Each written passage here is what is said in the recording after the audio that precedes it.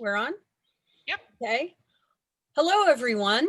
My name is Lisa Honecker. I'm the Dean of the School of Arts and Humanities, and I would like to welcome you to the third in our speaker series, Race, Racism, and Anti-Racism, continuing the conversation. Today's speaker is Dr. Melina Abdullah, and I'm going to be introducing the series and briefly introducing her, and then we'll get started. So just to give you some context for our series, in May 2020, the Department of Africology and African American Studies at Temple University hosted a virtual seminar, Race, Racism, and Anti-Racism, Redefining the Social Contract. It featured 23 prominent Black scholar activists, including our own Pat Reed Merritt, who gave 10-minute presentations in their areas of expertise. Stockton decided it was such a great event that we asked if we could invite a number of those seminar presenters to continue the conversation started at Temple with our community for this school year. We began the series with Dr. Molefi Kete Asante, professor and chair of the Department of Africology and African American Studies at Temple, organizer of that May seminar, and friend of the Africana Studies program at Stockton. And we are now pleased to introduce Dr. Abdullah, who is the professor of Pan-African Studies at California State University, Los Angeles, and immediate past department chair. Dr. Abdullah earned her PhD from the University of Southern California in political science and her BA from Howard University in African American Studies. She is a recognized expert on race, gender, class, and social movements, is the author of numerous scholarly articles and book chapters with subjects ranging from political coalition building to womanist mothering. She is a womanist scholar activist, understanding the role that she plays in the academy as intrinsically linked to broader struggles for the liberation of oppressed people. Professor Abdullah is a leader in the fight for ethnic studies in the K-12 and university systems and was part of the historic victory that made ethnic studies a requirement in the Los Angeles Unified School District. She was among the original group of organizers that convened to form Black Lives Matter and continues to serve as a Los Angeles chapter lead, policy team lead for the California chapters, and contributes to leadership for the global network. She's got a lot of accomplishments. So I'd like to go on and list a couple of those as well. She is a co-host and co-producer of a weekly radio program, Beautiful Struggle, which airs on KPFK, part of the Pacifico Radio Network, and hosts and produces a weekly internet radio show, Move the Crowd, which airs on Radio Justice. From 2014 to 2018, she served on the Los Angeles County Human Relations Commission, where she initiated and chaired the countywide hearings on community experiences with policing and was instrumental in replacing Columbus Day with Indigenous Peoples Day. She serves on a variety of boards, including that for the Black Community Clergy and Labor Alliance, the California Faculty Association, and the Los Angeles Community Action Network.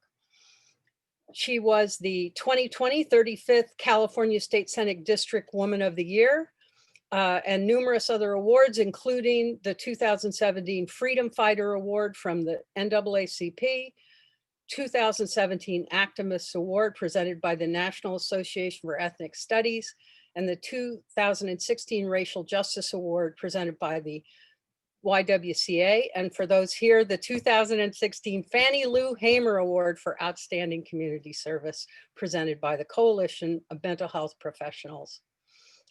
We welcome her today to continue the conversation, and we are going to begin with her presentation from the Temple conversation so that she can build on that after. So please join me in welcoming Dr. Melina Abdullah. And I'm going to just take a moment to share my screen so you can hear, for those of you who did not have the pleasure to hear the conference back in June. I'm going to play a clip and then Dr. Abdullah will take it from there. Thank you so much for having me. And I'm really excited to be in this space. So many of those who are doing just incredible work in our intellectual work are here. Dr. Dove, I've never met you, but you've been hugely influential to my thinking and were integral to my dissertation many moons ago. And so I'm excited to see you on this webinar, and of course, Dr. Asante, Dr. Karenga, and many others. I appreciate sharing this space. Dr. Karenga and I share space every single Wednesday morning, early in the morning,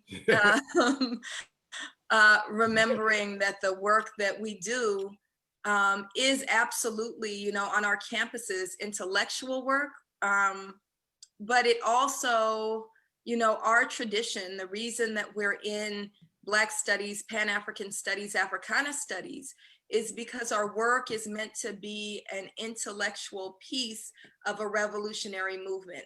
It's meant to be a part of Black freedom struggle, not separate from it. And so the space that we share on Wednesday mornings is about pulling in people from different spaces that do Black freedom work to talk about how to move that forward. And so I just want to kind of ground us in that. So my space, and the reason I'm just rushing back and was on the wrong part of the Zoom a few minutes ago. I was in the attendees space when you were calling for me, Dr. Asante. So I had to figure it out that I had to jump on a different link. So I'm glad to be here and have found the right link now. But the reason I was rushing and wasn't able to be on from the beginning is because we're in the midst of a huge battle. And everyone on here knows that we are in a moment of struggle. And I think one of the most significant moments of struggle of my lifetime, certainly, we are in a moment when the world has cracked wide open.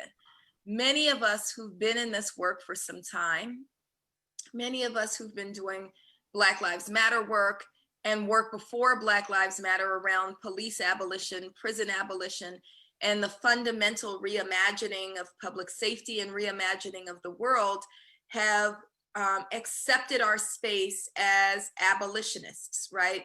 We understand that abolition means not just the tearing down of fundamentally unjust, oppressive, racist, white supremacist systems, but also imagining what we'd have and working towards building something else in their stead. And so this morning, I was at the Los Angeles School Board meeting offering public comment as they consider whether or not to defund their police. Defunding the police has become this clarion call of the moment, which is also coupled with reimagining public safety, right? That we understand that the system of policing in this country, and I don't have to explain it to those who are already on the call, but we know that the system of policing in this country evolves from slave catching. It is a vestige of chattel slavery. And as ridiculous as it would be to say, let's simply reform slavery, reform chattel slavery, that's the same kind of ridiculousness when people say we can tinker around the edges of policing. We cannot reform a system that intentionally and deliberately puts a target on the backs of Black people.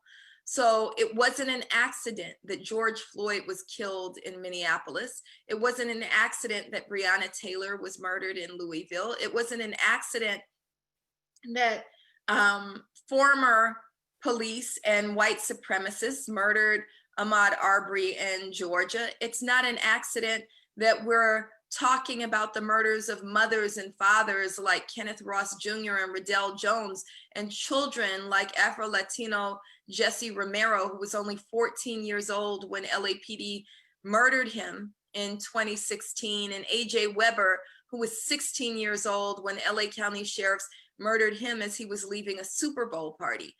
Those are not accidents. It's because the police are deliberately designed to put targets on the backs of Black people. And so just like we had to seek to abolish chattel slavery, our foremothers and forefathers had to seek to abolish chattel slavery, we also have to abolish police.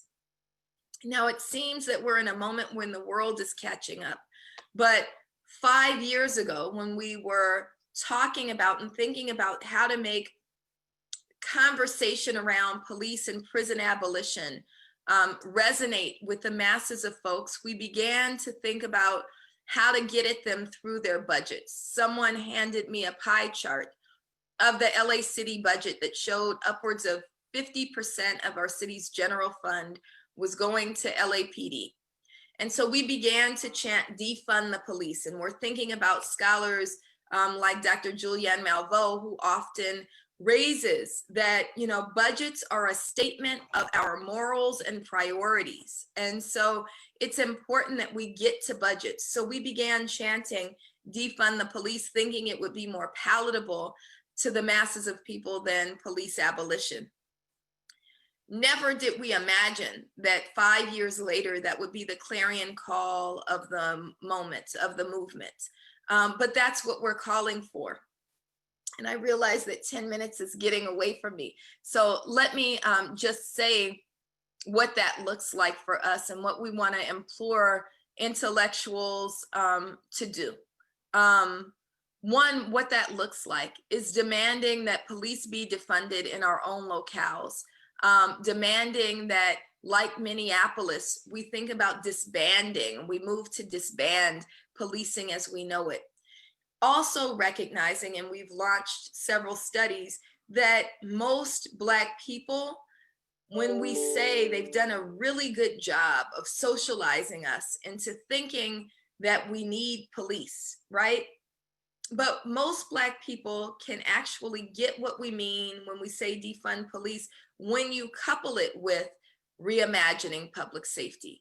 Most Black people grew up in neighborhoods like mine where we had kind of a tendency to engage in abolitionist practice, where we didn't call the police on each other. When I was a little girl, Miss Rose was the neighborhood disciplinarian, and I won't say much more about that, but that she did a very good job of keeping young people like me and my brother and all of the many children who lived in East Oakland in line, and then would tell our parents what we did when she was away, right? So my mother would discipline us after Miss Rose disciplined us.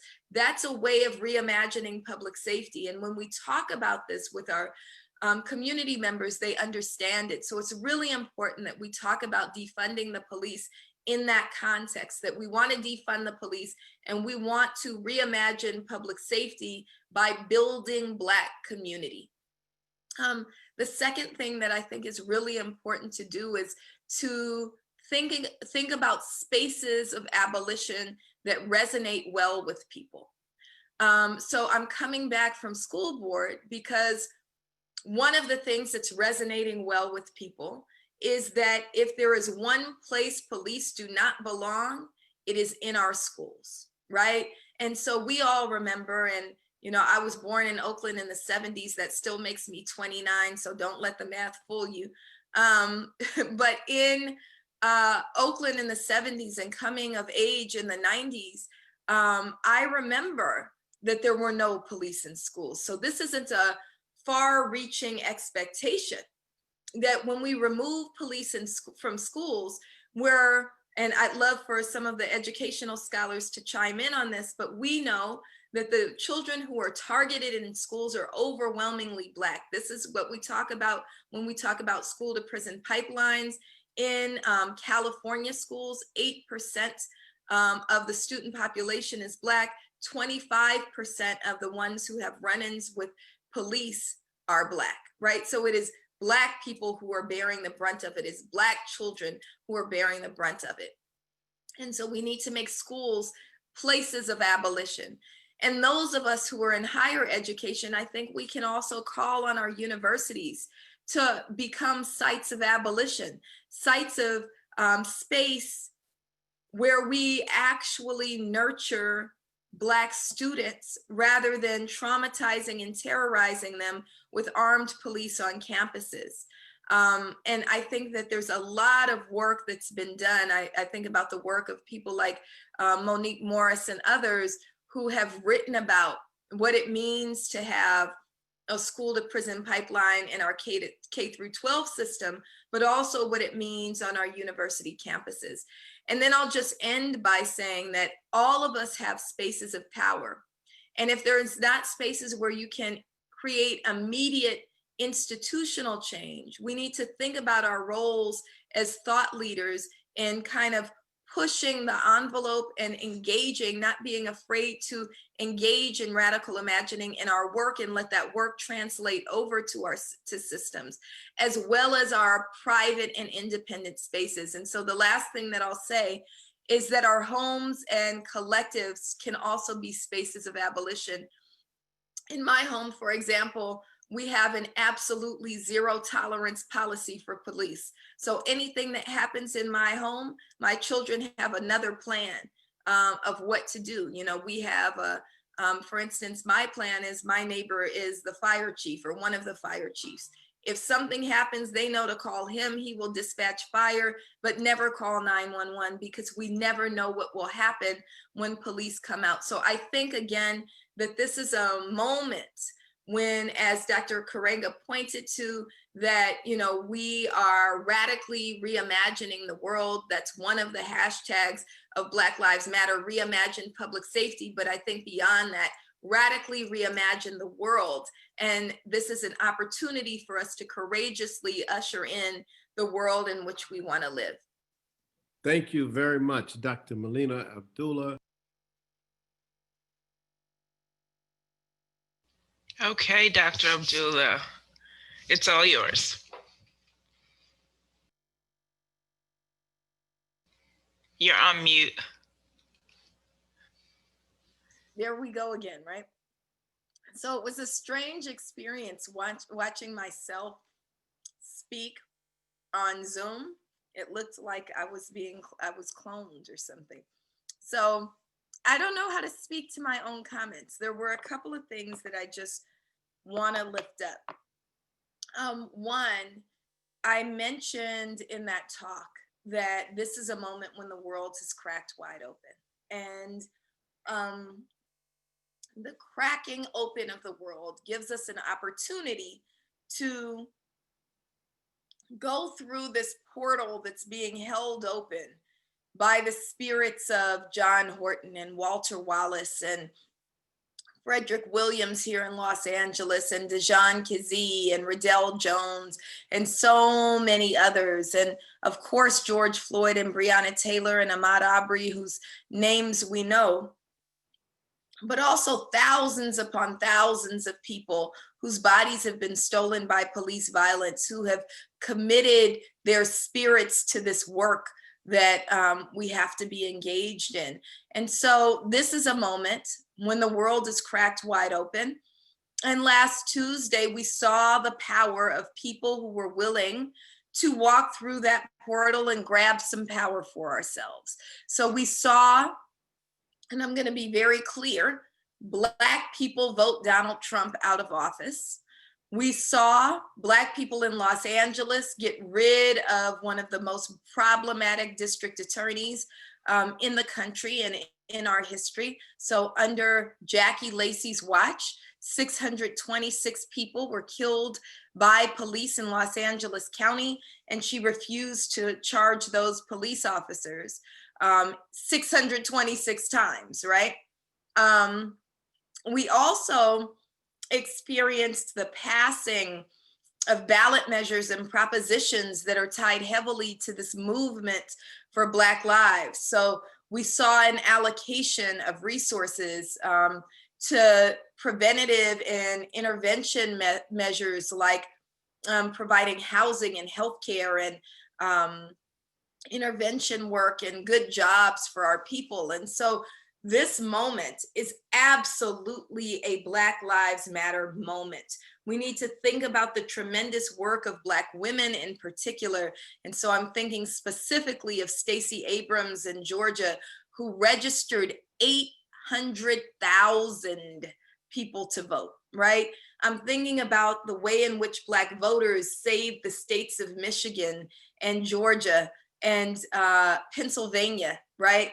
The way that Black voters rushed to the polls in places like Philadelphia and Milwaukee and Detroit and Georgia and Los Angeles and all over this country to not so much vote Joe Biden and Kamala Harris in, although Kamala Harris represents kind of this complicated figure that in many ways mirrors the election of Barack Obama in 2008, where there is this emotional attachment to the symbolism of what it means to have a Black woman vice president, right? But more so than voting Joe Biden and Kamala Harris in, Black voters were motivated to vote out whom most of us see as the most vile and evil and violent president of our lifetimes. And he represented a danger to Black community and by extension, all communities. So this is absolutely a moment, a Black power moment, a Black Lives Matter moment, a moment where we have to really think about how Black people at every turn have been willing to exercise and utilize every single tool in our toolbox, including voting. And where even though there's conversation about why don't Black people vote more, that it's important to remember that Black women especially, but Black voters overall, are one of the most reliable voter blocks in the entire nation. In fact, Black women are the most stable voter block of any group. And it's really important that we uplift and remember that the Democratic Party absolutely must not only thank, but honor the commitments of Black voters and Black women in particular. And so over the weekend on Saturday, when it was affirmed that Joe Biden was president-elect, Black Lives Matter immediately got to work and issued a letter requesting a meeting with the president-elect and vice president-elect so that we can say, we want something in exchange for our vote. We want to set expectations of this administration. We want to make sure that it's understood that we voted on Tuesday, but we organize every single day. And so the motto of Black Lives Matter during the electoral cycle became one of vote and organize, vote and organize. And we donned t-shirts that had Mrs. Fannie Lou Hamer, the founder of the Mississippi Freedom Democratic Party and one of the most pivotal characters in Black voting rights and in voting rights overall and Black power overall. We had a picture of her on the front of our shirts and a quote from her that said, "We have to build our own power." So this is a moment when we get to build our own power. And some of the comments that you heard me make months ago are coming to fruition now, right? That we're building our own power by who's in office, but we're also building our own power by saying that just because the election is over doesn't mean that our organizing is. So we absolutely organized for the election, but we're also organizing beyond the election. And we have to constantly organize beyond the election.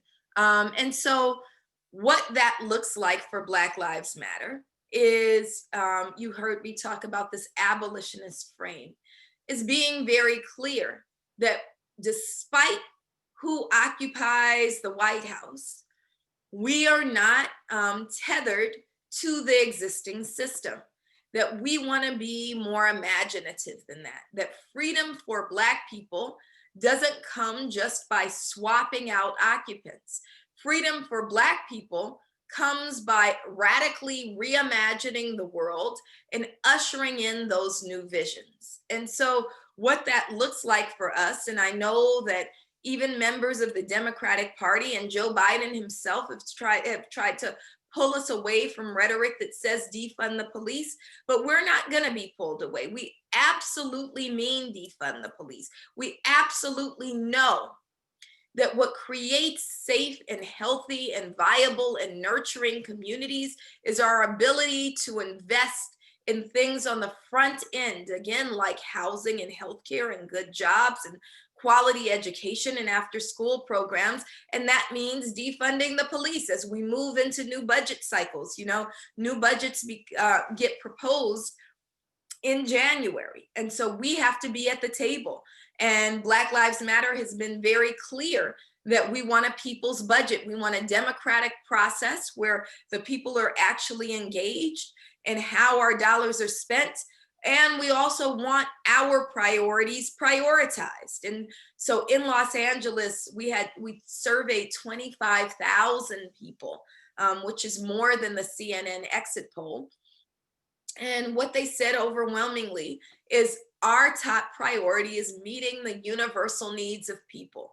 So even as you hear this rhetoric about crime on the rise, even as you hear this rhetoric about the need to put more police on the streets, we have to push back against that rhetoric. We know that crime goes down not by having more police on the streets, but by, again, meeting the universal needs of people. People, of course, are going to steal food when they're hungry.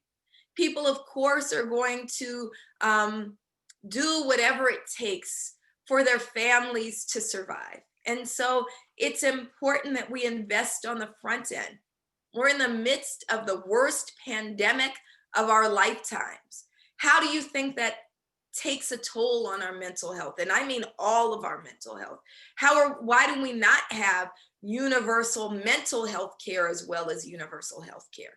Right? So these are the things that we're seeking to usher in that requires a defunding of the police, that requires a reimagining of public safety, and again, a reimagining of the world. And that's what abolitionism is. That's what scholars and activists like Angela Davis are challenging us to do when they talk about radicalism, when they talk about grasping at the roots and transforming the world. And so that's what we have an opportunity to usher in. The last thing that I'll say before we engage in some conversation is you heard me in that clip talk about spaces of autonomy. We all have spaces of autonomy. We all have spaces of power, which includes our university campuses. And so we want to challenge universities to be freedom campuses, to be spaces where intellectual tools can be developed and everyone has access. One of the things that I've done with my own classes is make them universally accessible by putting them on Facebook Live. So as we're Zooming our classrooms anyway, why not just open it up so everybody collectively can read Kwame Ture and Charles Hamilton's Black Power. So everyone collectively can read Robin Kelly's Freedom Dream. So everyone collectively can read Jody Armour's brand new, brilliant book, In Theory.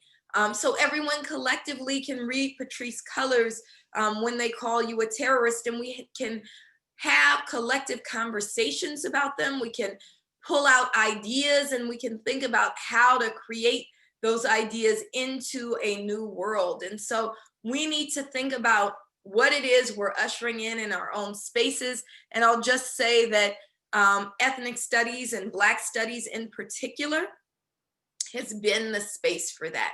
Ethnic studies and Black studies in particular is the space in the academy where our allegiance is to community rather than institution. We were birthed out of the student struggle that began in the 1960s. We've maintained ourselves and grown ourselves based on that ongoing student and community struggle. And the way forward is to, again, tie ourselves to this Black Lives Matter moment, to this people power moment, where we're going to usher in a new and freer and more just world. And I'll just stop there and open it up for conversation and questions and answers. Thank you so much, Dr. Abdullah. I invite everyone viewing to post their questions in the Q&A box that's on the webinar. And while people are doing that, I want to see if Dr. Reed Merritt has a, kind of an opening question we can start with while other people are typing. So. All right, thank you. And thank you, Dr. Abdullah, for a wonderful presentation. I certainly understand and can appreciate your passion, about these issues and how important it is that the organizations that you support and the people who support your organizations stay committed to the cause and stay committed to the mission. I do want you to add some clarification to defund the police.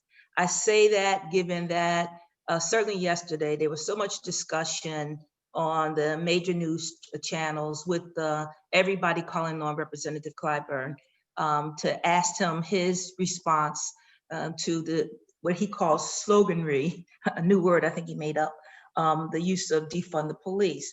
According to him, he felt that was one of the reasons why Jamie Harrison lost in South Carolina, that when people saw that, banner, defund the police, running with his campaign ads, that it frightened a lot of people.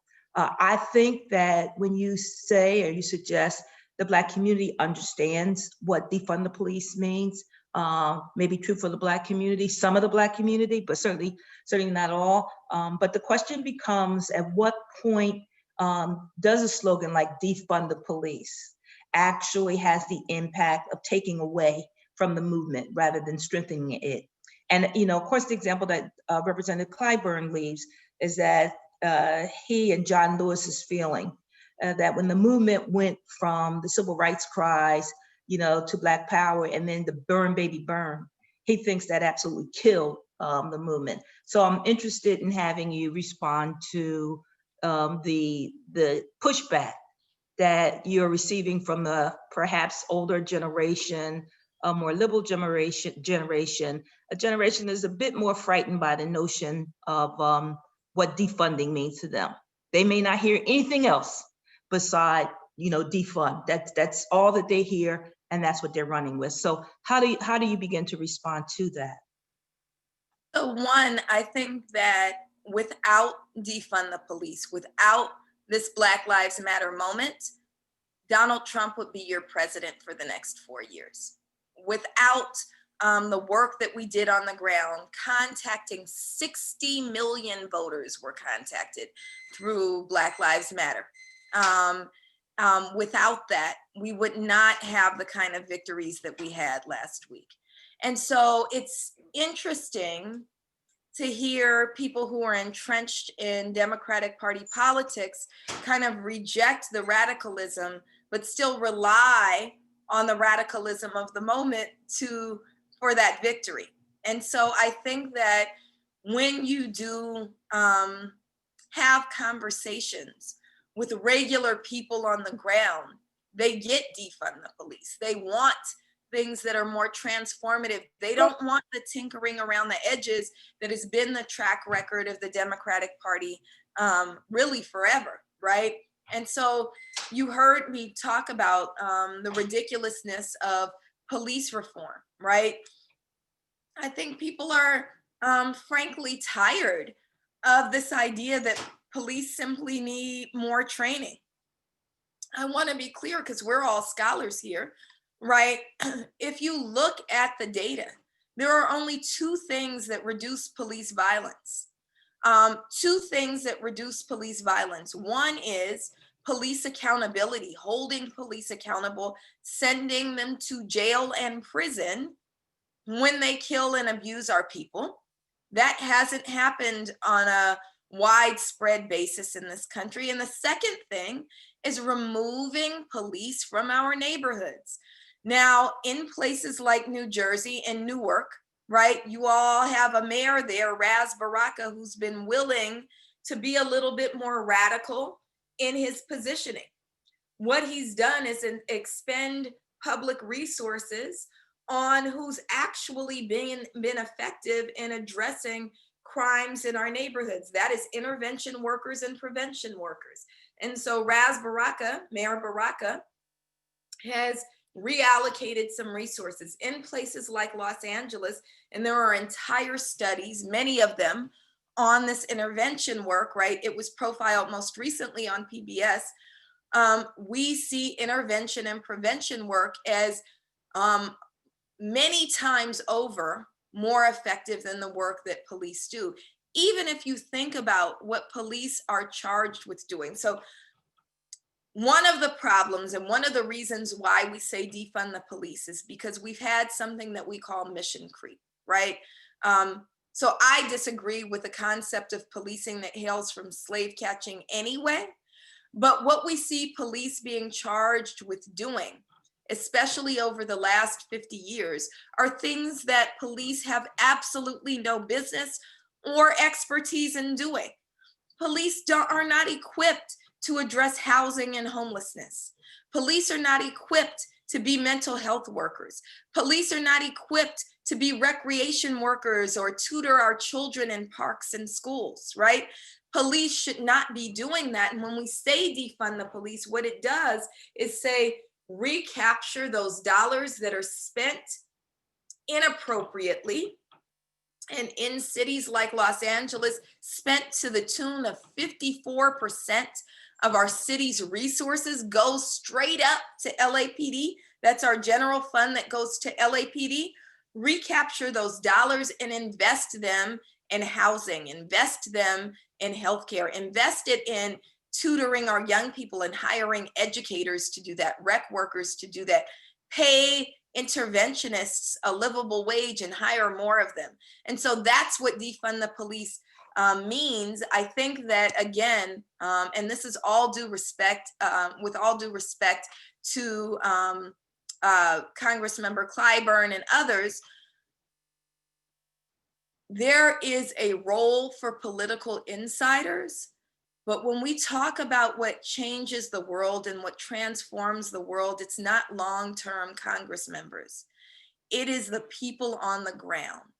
And our call from the people on the ground is absolutely defund the police, divest from a policing system that puts targets on the backs of Black people, and invest in those things that actually bring safe and healthy and nurturing communities. And then let me just say, I know that he was friends with Rep. John Lewis. I want to offer, though, so were we. And Congressmember John Lewis spent much time and several days with us here in Black Lives Matter Los Angeles. And what he encouraged us to be is our radical selves. And he said, don't pay any mind to those, he didn't use this term, but to the kind of folks who want to pull us into respectability politics. He said they did the same thing to them in the civil rights movement. And he talked about that our shutting down of systems, our disruption of business as we know it, of the world as we know it, was the same tactic that he and especially the younger members in the civil rights movement engaged in. And one of the things he said to me personally was, do they think that no traffic was forced to stop when we marched on Edmund Pettus Bridge? When they tell you to be more respectable in your approach, just remember you're not doing anything different than what we did. And so I'm going to hang on to the words that Congressmember John Lewis spoke to me personally. And, you know, again, all due respect to Congressmember Clyburn, but we're going to keep on saying defund the police. We're going to keep on saying reimagine public safety, and we're going to keep on working towards a transformed world, not simply a reformed system of policing.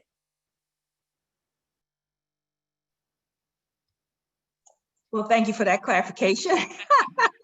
I might even also add that perhaps, or at least they report a more radical approach to defunding the police actually happened in Camden, New Jersey, where they actually got rid of the entire, police department, although the jury is still out on its replacement, because what they actually did was begin to replace the Camden police force with the county-wide sort of police force. And so on the one hand, they accomplished the objective goal of defunding, but there's some questions that remain about what the processes that have occurred after that. So, but again, thank you for the clarification. Thank you. Yeah, I also wanted to kind of bring in a recent article where Congresswoman Ocasio-Cortez also talked about the role that progressives need to have in the kind of the new,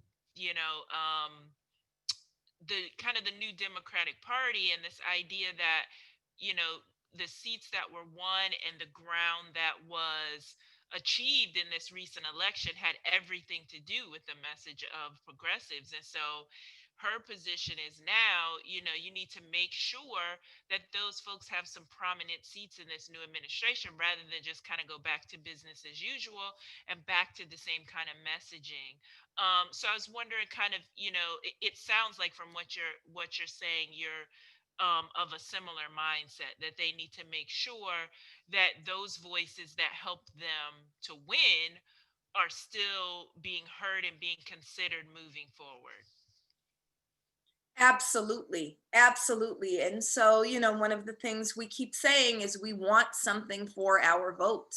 And so we're not just ushering out those who didn't serve us, right? We did usher them out, right? We are ushering them out, not just at the national level. So, we're all dancing that Donald Trump is a thing of the past, or at least in the White House, he's a thing of the past, right? He tweeted something out about he would leave the country if Biden actually became president. Let's sometimes maybe he can be a man of his word. We'll see, right? I think none of us at least will be crying if he makes good on that promise. But it wasn't just the ushering out of Donald Trump. It was the ushering in of something new. It was the ushering out of when we think about who occupies state level and local seats, right? Moving, and my particular dance is really on the tombstone of the district attorney's seat. So Jackie Lacey's tenure as district attorney in Los Angeles, my dance is right there. And nobody thought we could do it. We had no money. $10 million were spent by police associations that disguise themselves as unions to get her reelected. She's a two-term incumbent, and the people won. Nobody thought that we could win just by texting people and walking our own neighborhoods and, changing our signature lines on our emails to Jackie Lacey must go, right? But that's precisely how we won, along with a lot of spiritual energy, along with a consistent struggle that lasted for more than 3 years. The message that we think is being sent to those who are coming in is that we have power, and we're like seeing our work. So now Jackie Lacey has become a verb, right? People are saying nobody wants to get Jackie Lacey'd, right? And so that's what we're attempting to do. And this is, I think, the point that Ocasio-Cortez is making, that we're not going to water down our messaging. We're not going to stop saying defund the police because the Democratic Party decided to do a poll among likely voters, right? Who voted them in was unlikely voters. Who voted them in was Black people and first-time voters and youth voters, right? And so we are demanding something for our vote. And so we're going to hold them accountable too. We don't want to just go back to the way that things were in 2016. We got to remember Black Lives Matter was born under an Obama presidency. because that wasn't good enough. Policing under Obama is what got Mike Brown killed. Policing under Obama got Ezell Ford killed. Policing under Obama got Oscar Grant killed. And so that wasn't good enough, right? We want a transformed system, a transformed world. We're not going to stop saying defund the police. We're not going to stop saying we want transformation and radical imagination and reimagined systems. We're going to work towards those systems, and elected officials and government and institutions can either come with us or get left behind. Thank you. And we're going to go now to some of the Q&A participants. So one is from one of our professors at Stockton. It says, thank you so much, Dr. Abdullah. While stopping racism and policing through defunding the police is paramount, racial injustice in the criminal justice system extends beyond policing. What do you see as the most important other areas where the criminal justice system should be reformed? So I'm not into kind of creating these hierarchies. My particular energy is around questions of reimagined public safety, right? For me, that means an end to policing as we know it. That means an end to prisons and jails as we know them. That means providing things for our folks that enable safe communities on the front end. That means demanding things like universal housing. It also means, as we think about our educational institutions, that we think about how to make them sites for abolition. And I started in that video, there was some mention of that. I think about this moment, the moment when the world is cracked wide open, as one where we can fundamentally reimagine institutions of higher education. All of us are teaching online anyway. Why do we need university police? Why do we need police on our campuses when we know that they traumatize our young folks? What our students need is universal access to mental health care. If we stop spending on my campus, we're spending millions and millions of dollars on campus police that nobody wants. Why don't we take those dollars back and make sure our students have access? We only have, I think it's something like 8 full-time therapists on our campus, but everybody needs it right now. Why aren't we spending, on those kinds of things? Why aren't we transitioning our folks to learn online in meaningful ways, right? And so reinvesting, defunding the police on campus is another priority. Investing in what I call a freedom campus, where we make our classes universally accessible to both university enrolled students and the community at large, I think is another thing that we can do. And I think all of this kind of falls under this frame of abolitionism. What I would ask us to do as we kind of think about this pandemic moment, and we have kind of a little more time than we usually have, right, is engaging in that process of radical imagining. And so one of the things that I do with both my students and my children and myself is engage in visioning work, right? So what kind of world do we want to live in? Have a vision statement. I know it sometimes sounds corny, but have a vision statement for ourselves, and then think about what kinds of systems have to be created in order for that vision to come to pass. And then there's an objective level under each of those systems, right? How do we decolonize education? How do we decolonize the healthcare system? How do we decolonize even communities? And so those are all things that I think about when I think about public safety. It's not, you're right, it's not just about ending policing as we know it. It's about dismantling that entire system of what Dr. Yusuf Salaam calls a criminal system of injustice. So from prosecutors to police, to jails and prisons, to policy, and then beyond the system to a larger kind of set of institutions. And Dr. Abdullah, when it comes to the role of the university, in particular Black Studies programs, I want to hear your thoughts about historically ethnic studies and Black studies programs have always had to struggle to survive. We've always had to prove our, do we have enough numbers? Do we have enough majors to get whatever resources we need? What do you think moving forward needs to be the future role of Black studies in particular to our campus communities, the whole community? What do you think should be that role moving forward? So I'm so glad you asked that, because you told me to talk about that and I didn't. And so thank you for guiding me into that conversation. So one of the other victories that we've had recently in the state of California is we were able to pass a university requirement in our public university system, the CSU system, where every single student in the CSU will be required to take an ethnic studies class.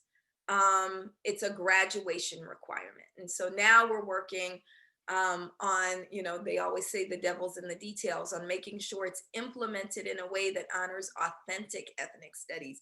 Because when we say ethnic studies, we don't mean, some class offered in the Department of English where they have to read a James Baldwin novel, right? We mean that it's housed in Black studies units and Chicano Latino studies units and Native American studies units and in Asian American studies units, our 4 disciplines, right?